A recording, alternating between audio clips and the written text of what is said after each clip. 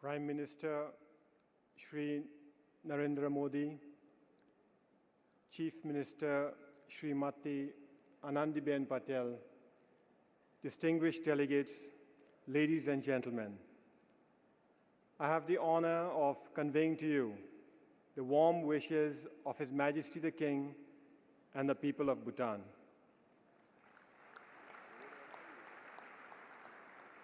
When I met Prime Minister Modi during the SAARC summit in Kathmandu, that was barely 6 weeks ago, sir. When we met, I informed him that Their Majesties, our King and Queen, had recently visited Varanasi and Bodh Gaya on a pilgrimage. Their Majesties had found their pilgrimage very satisfying and spiritually fulfilling. इसलिए मैंने मोदी जी से कहा था कि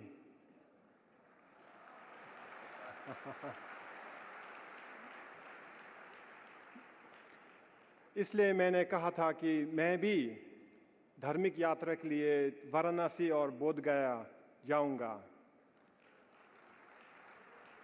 लेकिन हमारा लिए धार्मिक यात्रा के साथ साथ एक आर्थिक यात्रा भी बहुत जरूरी है। और मैंने कहा था कि इस यात्रा के लिए, मेरे आर्थिक यात्रा के लिए मैं गुजरात जाना चाहूंगा।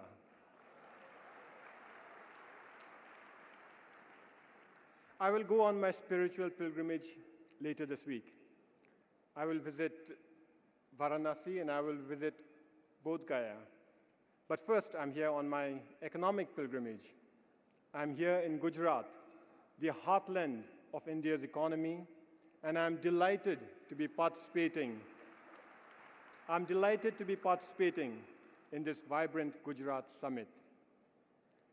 मुझे यहाँ vibrant गुजरात पर बुलाने के लिए भारत का प्रधानमंत्री जी को हार्दिक धन्यवाद देना चाहता हूँ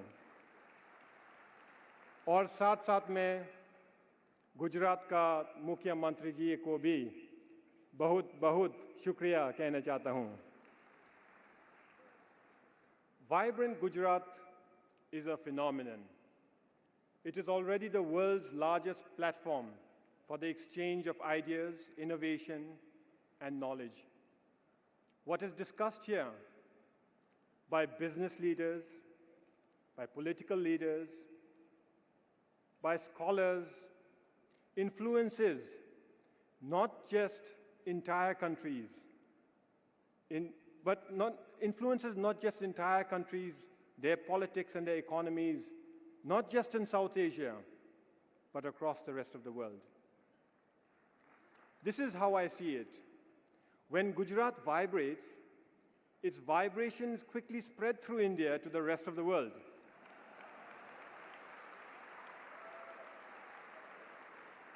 And that includes my country, even though it is guarded by the mighty Himalayas. Let me introduce my country. Bhutan is a small country tucked away in the Himalayas, sandwiched between the world's two largest countries, India and China.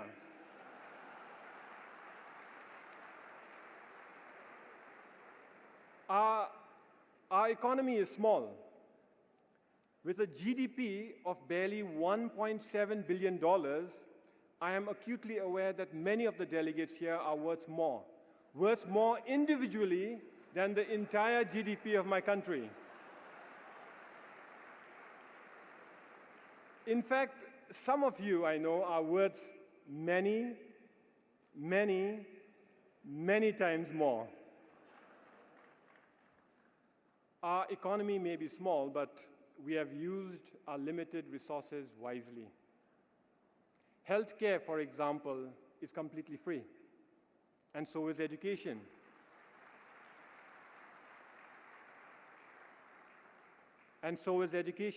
All our children enjoy free education, and not just free primary education, but free secondary education, and for those who work hard, free college education. Our economy may be small, but it is green and it is sustainable. Our many fast-flowing rivers are a source of clean, renewable energy. Tourists who visit Bhutan experience firsthand the exclusivity of what we call high-value, low-end tourism, low-volume tourism.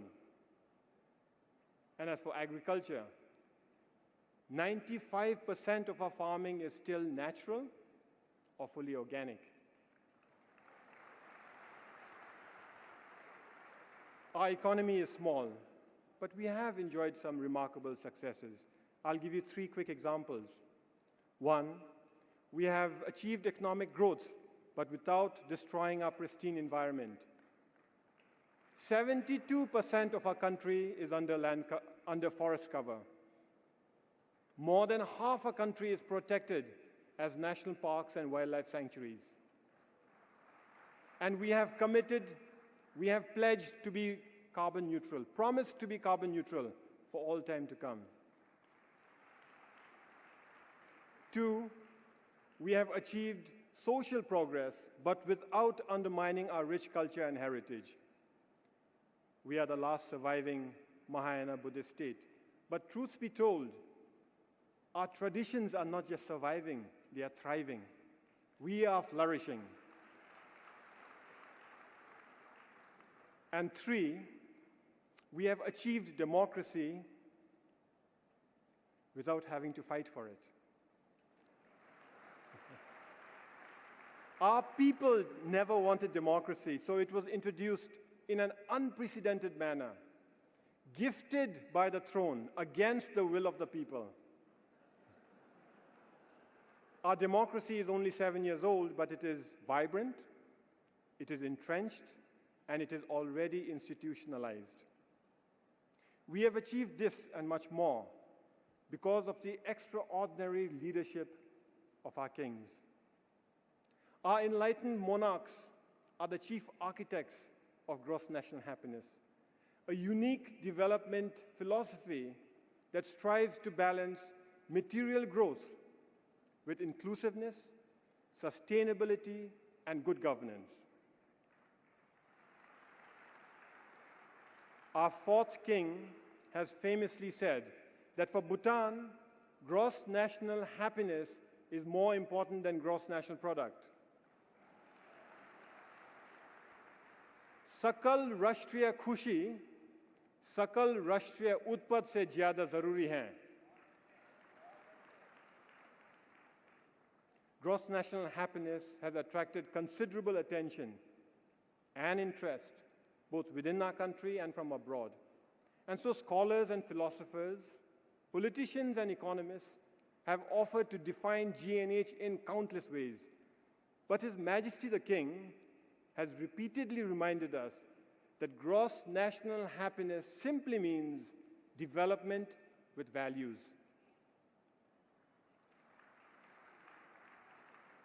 Much of what we have achieved has been possible because of the friendship and support of India, our very close friend and neighbor. I wish to thank Prime Minister Modi, your government, and the people of India for your steadfast support, for your steadfast friendship, and your continuing support. I have introduced my country to you because I wish to invite you to Bhutan. I want to tempt you to visit my country so that you can breathe our fresh air, so that you can see our clear skies, so that you can taste our sparkling waters, so that you can meet our friendly people, so that you can enjoy our unique culture, so that you can experience gross national happiness.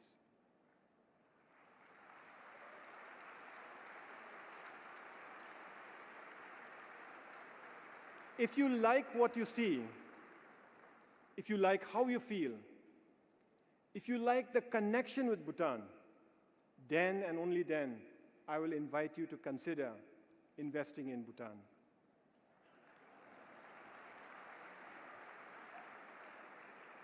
Bhutan is open for business. We have a workforce that is well educated. We have clean energy that is very cheap. We have economic policies that are business friendly. We have peace and political stability. And most importantly, we have free and complete access to India's huge market.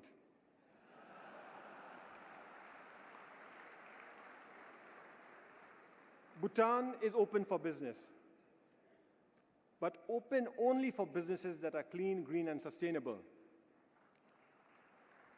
This is why we actively seek out and welcome investments in renewable energy and hydropower, organic farming and high-end tourism, information technology and education. Bhutan is open for business.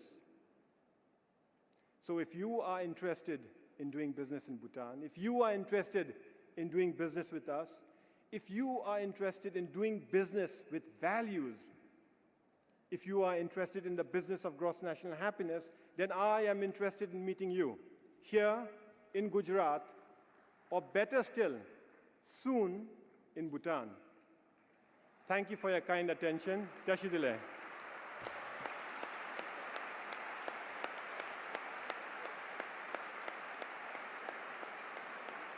Thank you, Prime Minister, sir, for that inspiring address.